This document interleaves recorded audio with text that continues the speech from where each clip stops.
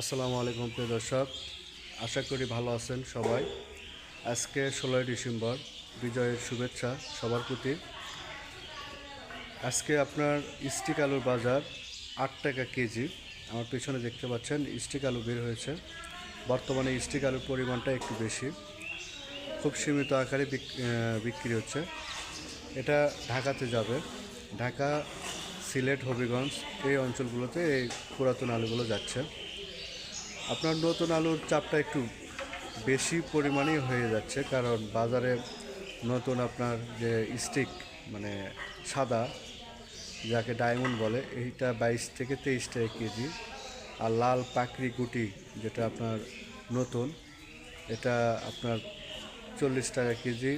এবং ক্যারেস নতুন আলু যেটা আপনার ক্যারেস, এই আলুটা দাম আপনার 30 টাকা কেজি খোলা বাজারে বিক্রি চলছে।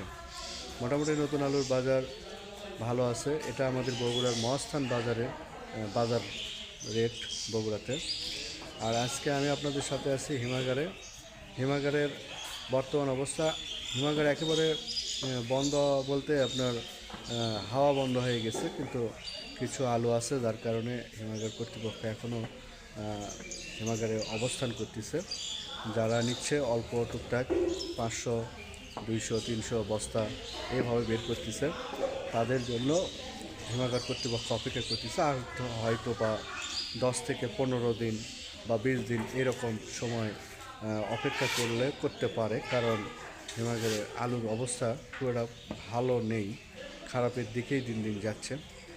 তো আজকে স্টিকের বাজার আপনার 8 টাকা কেজি, এবং লাল পাখি পুরাতন আলু এটা আপনার 10 টাকা কেজি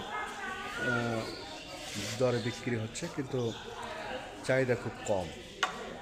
আপনাদের কাছে একটা বিশেষ অনুরোধ থাকবে, আলু এবং যে কোনো কৃষিপণ্য উৎপাদন করার আগে অবশ্যই ব্যালেন্স করে করবেন, যাতে আপনি বড় ধরনের কোনো সমস্যার সম্মুখীন হতে না হয়।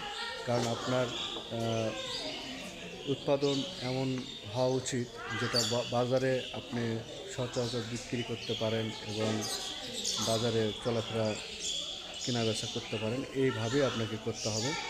তো অবশ্যই লাইক, কমেন্ট ও সাবস্ক্রাইব করে পাশে থাকবেন। আপনাদের যদি কৃষি তথ্য, আলু সম্পর্কে কোনো তথ্য জানার থাকে অবশ্যই কমেন্টে প্রশ্ন করবেন, সেই অনুপাতে আপনাদেরকে আলুর দাম সম্পর্কে বিস্তারিত বলার চেষ্টা করব।